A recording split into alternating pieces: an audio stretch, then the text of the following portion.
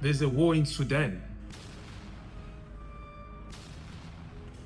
Christians are being slaughtered in Nigeria. There's a horrible war in the Congo. Millions have been displaced. There's xenophobia in South Africa. What? Every day, South African this, South African that, South African this, South African that. But let me tell you one thing. Nigeria is dying in silence more than South Africans. The kind of energy we are giving to South Africans, we need to give that same energy and attention to Nigeria. You people have long throats to speak against South Africans. You people have long throat, have the platform to drag South Africans online. But you cannot use that same energy and that same platform that you guys possess to hold your leaders accountable. Children are being kidnapped in their schools. Children are being beheaded. Their head are being separated from their body. You know what I'm talking about? But you guys are quiet because of hypocrisy. You claim you are the giant of Africa, but you cannot secure your own people. Huh? You guys have the strongest military in West Africa, and you are the number 3 strongest in Africa, and you cannot secure your country. You have the guts to talk about South Africans, but your people are dying in silence. Set hypocrisy. All Africans have come together and they're crucifying South Africans. Whilst their own people are dying in silence. You understand? How many people have died have been killed in South Africa? How many Nigerians have been killed in South Africa? You understand? But we cannot count the people that have been killed by bandit terrorists in Nigeria. We cannot count them. But you leave all these issues and talk about South Africa day in and day out. Huh? You want to tell me that the Nigerians living in South Africa their lives are more worth it than the Nigerians living in Nigeria? You guys are hypocrites. Leave South Africans alone and focus on domestic issues and solve the insecurity issues in Nigeria. And that will help you and help you as Nigerians. Hypocrites and cowards. Hypocrites and cowards. The next video is of the first American who uses his platforms to promote hate and false propaganda against South Africa every day using baseless posts from X. He's the typical example of ignorant black Americans. Let's see what he has to say. The black South African is the most colonized black human on the planet Earth. Imagine the illogic of getting angry at another black human being who's, mind you, we're Africans in Africa at this point, right? And it's really sad, just side note, you know, when the black peoples are in Europe, they say go back to Africa. When the black peoples are in Asia, they say go back to Africa. When the black peoples are in the Americas, they say go back to Africa. So what we're dealing with are Africans in Africa. This is an emotionally unstable American reacting with feelings instead of logic. Most Americans are ignorant. They think that Africa is one big country of black people who live in a lawless jungle. They don't have the slightest idea that Africa is a continent that consists of 54 countries that each have their own laws and governments. They have been misinformed and brainwashed by the Western media for years, which has resulted to a colonization of their belief that Africa is a jungle made up of black people who are unskilled and uninformed. Just because your neighbor shares the same skin tone and shares the same neighborhood as you doesn't mean that they have the right to enter your yard by jumping the fence or the gate and then breaking into your house through the windows or the roof and then claiming that they have the same rights as you in your own home because you live in the same neighborhood and you are both black or both white. That's a logical fallacy.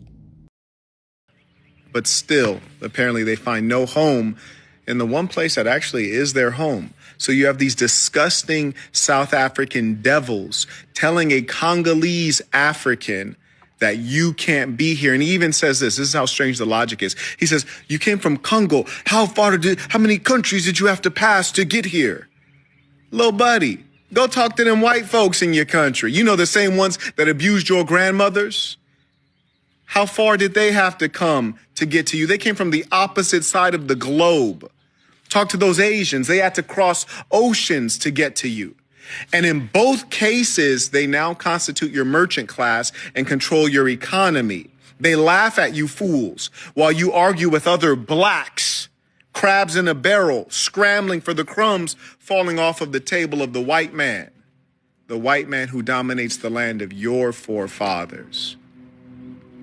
I condemn the South Africans. I encourage everyone to boycott. I encourage everyone to do everything they can to undermine and to destroy the South African government and people. Marquettism is for the kids. Marquettism saves lives. Marquettism is for the kids. Marquettism saves lives. That's what he claims. But since kids have been kidnapped and killed in Nigeria, this American has not uttered a single word to condemn it. Makes one wonder why all these people have such evil energy towards South Africa for asking foreigners who come into their land to be law-abiding but barely say anything to the atrocities that are happening in other African countries against innocent people and children. This next video shows a vigilante group going into a school in Nigeria to commit heinous acts against innocent children, but nobody across the continent and the world have said anything against it thus far. They go school. Move your clothes, eh? Nah, in this, they go school. Move your clothes. Move your clothes, eh? Move, hey, una come here, come here. Move, una move, oh, una clothes, move up. Oh, don't man, move your clothes. Move your clothes.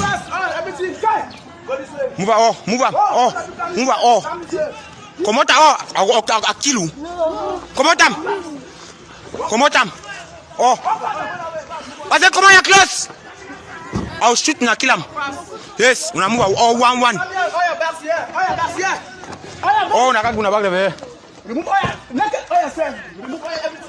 Over 80 students, children, and teachers were kidnapped from a primary school in Nigeria, in southwestern Nigeria. And not too long after, people from that same zone went ahead with a partying festival, Ojudoba. Like, you're telling me that children as young as 2 were kidnapped, and the bandits and the kidnappers have sent pictures and videos of how they were torturing those children. One teacher was beheaded, and after a few social media activism in our normal fashion of just calling out things for 2 seconds, a whole festival partying by Yoruba people, by Nigerians, still went ahead in that same zone that the kidnapping happened. Who has bewitched Nigerians? In a sane country, in fact, scratch that. If we were sane and selfless and not self-conceited and selfish, that festival should not have continued. The federal government of Nigeria, they know that Nigerians will always forget. A 2-year-old, 2-year-olds, 3-year-olds, 4-year-olds. I have a son who's almost 2. I was staring at him while he was sleeping last night, and I just couldn't fathom that a country has moved on when 2-year-olds were kidnapped and are being tortured. And you went on with your festival.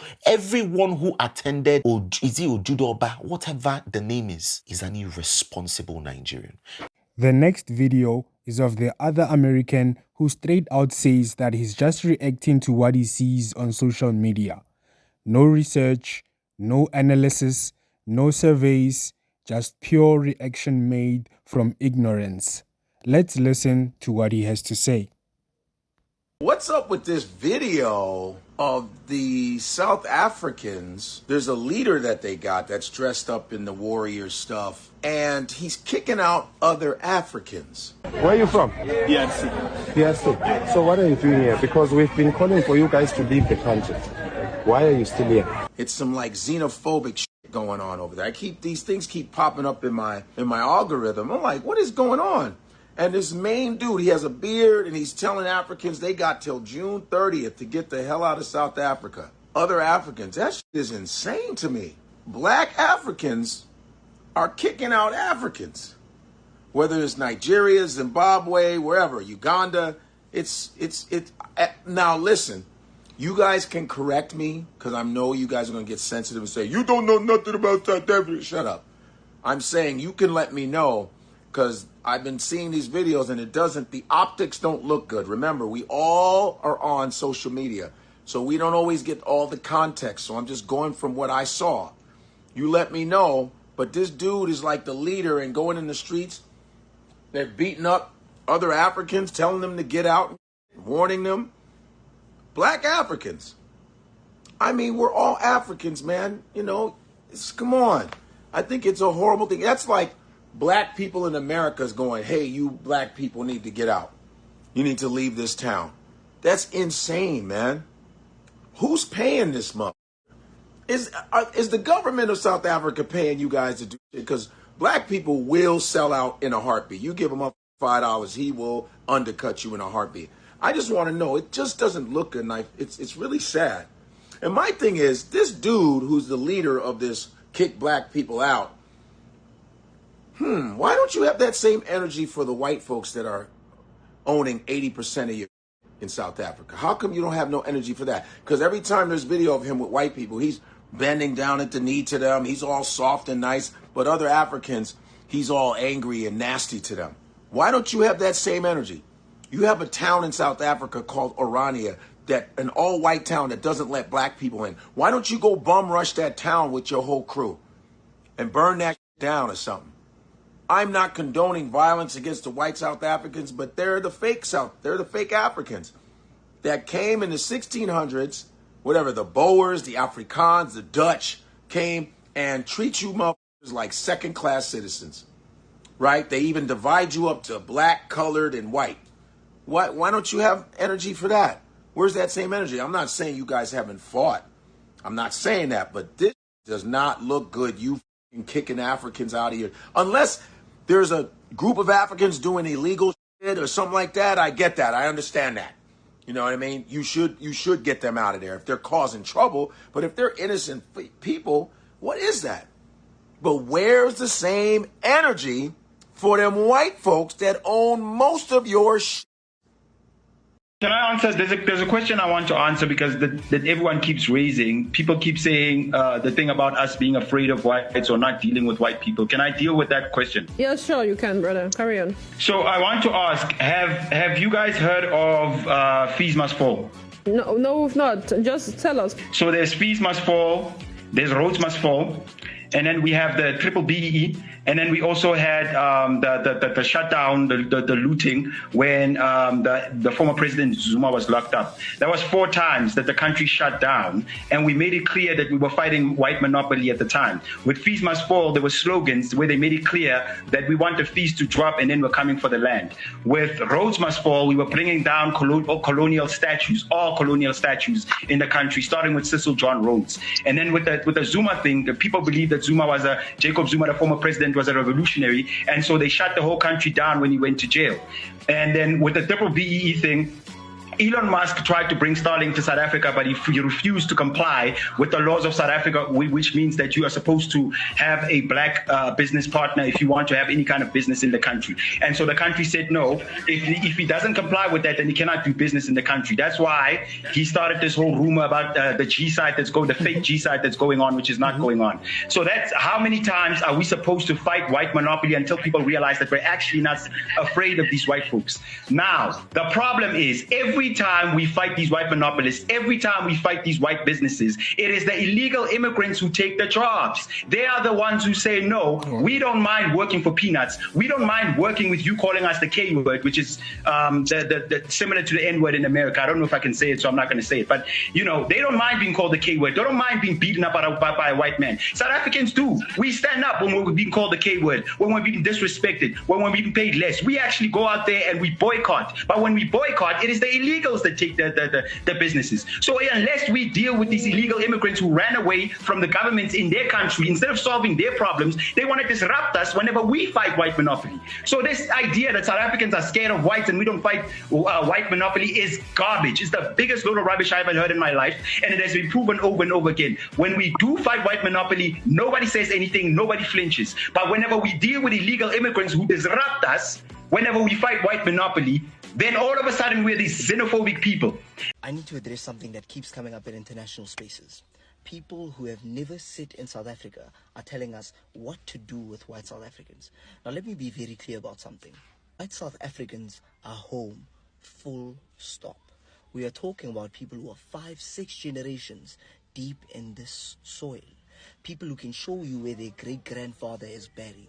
People whose families have known no other country, no other language, no other home. South Africa is not a place they moved to. It is the only place they have ever known.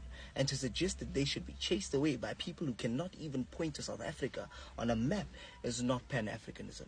It is ignorance dressed as liberation. Let me tell you what white South Africans actually are in this country. They are our neighbors, our colleagues, our employees, our employers. They are farmers feeding this country. They are engineers building its infrastructure. They are doctors in its hospitals.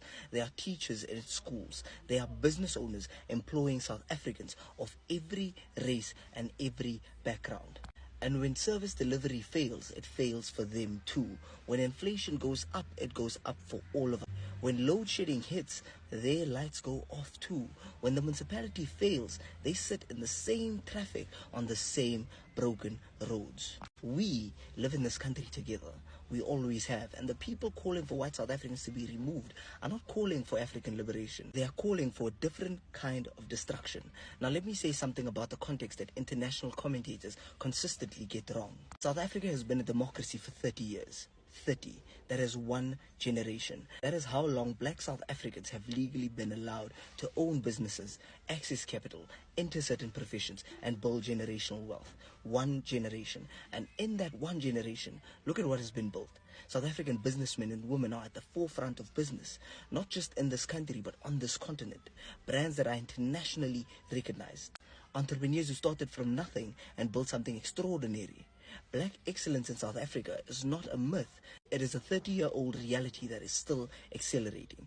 So when people outside this country look in and make judgments about racial power and economic equality without understanding what 30 years actually means, without understanding what was deliberately dismantled before those 30 years, they are not helping us. They are undermining a story that is still being written. And to those foreign nationals specifically who come to South Africa and tell us to chase our own people away while your own countries are collapsing under corruption and mismanagement, you do not get to come here and tell us how to manage a democracy that is older and more functional than most of yours. Fix your basket first.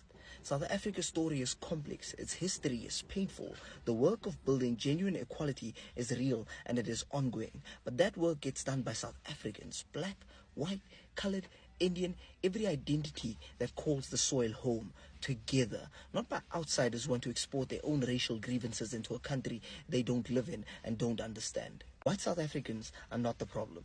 They are part of the solution. And anyone telling you otherwise is either ignorant of this country or deliberately trying to destabilize it. We know who our people are. All of them.